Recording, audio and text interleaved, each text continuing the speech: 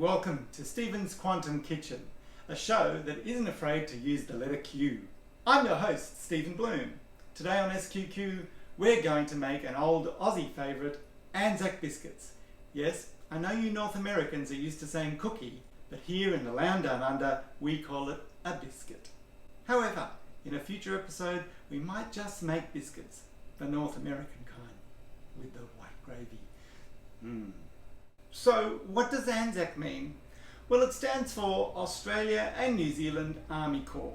During World War I, Australia and New Zealand armed forces served together in the Gallipoli campaign. Its purpose was to capture the Gallipoli Peninsula. The ultimate goal was to capture Constantinople, the capital of the Ottoman Empire.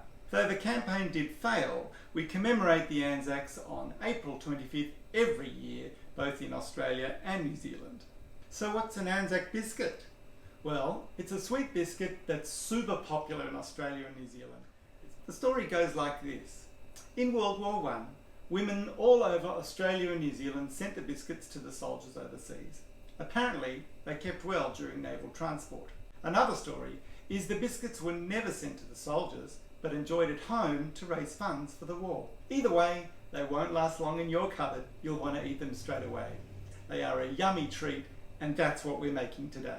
The biscuits, not the cupboard. Okay, I'll admit I had some trouble with Tess in our last episode. I've made some minor adjustments to her program, so she should behave a little better. I hope. Tess, can you please bring me the ingredients for ANZAC biscuits? Whatever.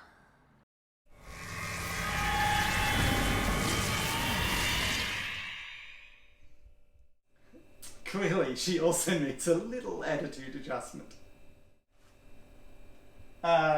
Tess, bring me all the ingredients, please.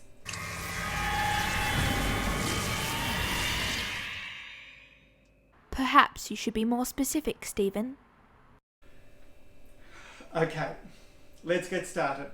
From start to finish, this recipe takes about 30 to 40 minutes. Today we're using a fantastic machine called a Thermomix. It's like a blender on steroids, but the one thing it doesn't do is bake. So for that stage of the recipe, we'll use an oven. You can also mix the ingredients in your favourite food processor or by hand. Preheat your oven to 160 degrees Celsius. You'll see the imperial measurements displayed at the bottom of the screen. But don't worry about that now, because there's a link to the recipe in the description below. Line a baking tray with baking paper and set it aside. The biscuit mix is prepared in 3 stages. The first stage is butter and golden syrup. The second stage is bicarb soda. And the third is rolled oats, plain flour, brown sugar and desiccated coconut. In stage 1, we'll start with 120 grams of butter, roughly chopped, and 100 grams of golden syrup.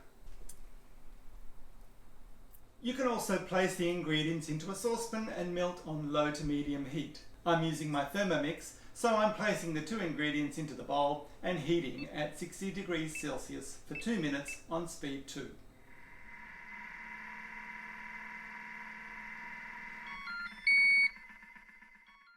Okay, let's have a quick look. That's what it should look like.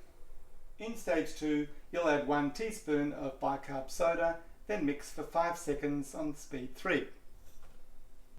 Or add directly to your saucepan and mix thoroughly. And here's what it should look like. It's a little bit thicker and more caramelly. And now for the final mixing stage, add 100 grams of rolled oats,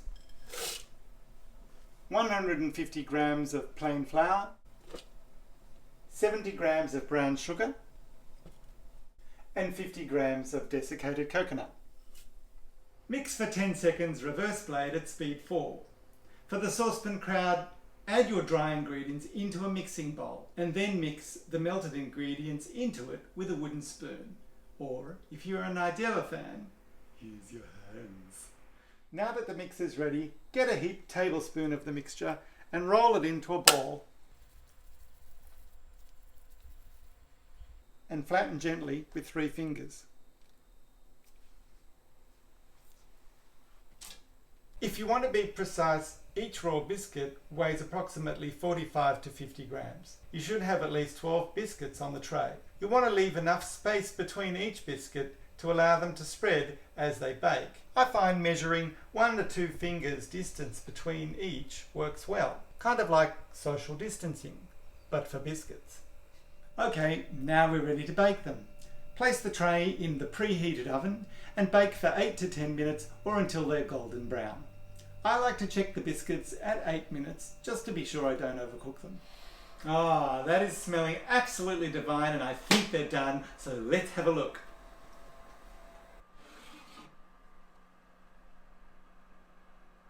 Uh-oh.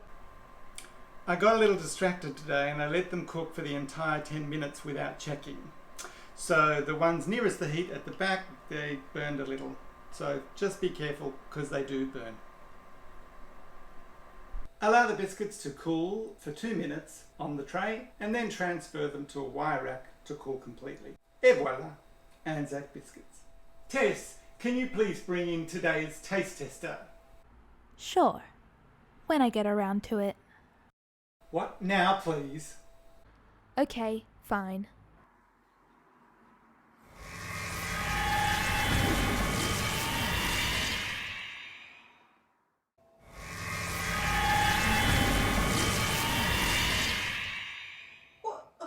What the? Try this.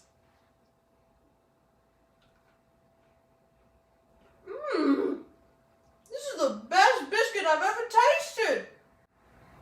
Right, another SQQ triumph. Thanks, taste tester. Tess, can you send her back where she came from, please? Yeah.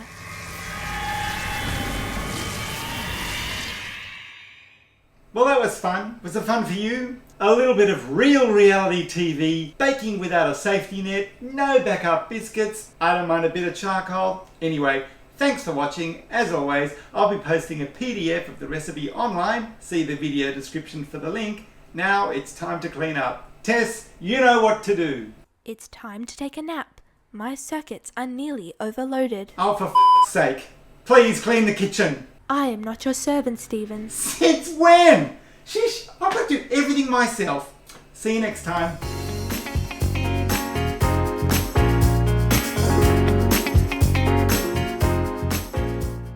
See, I do like the burnt ones. They're yummy. A bit more crunchy.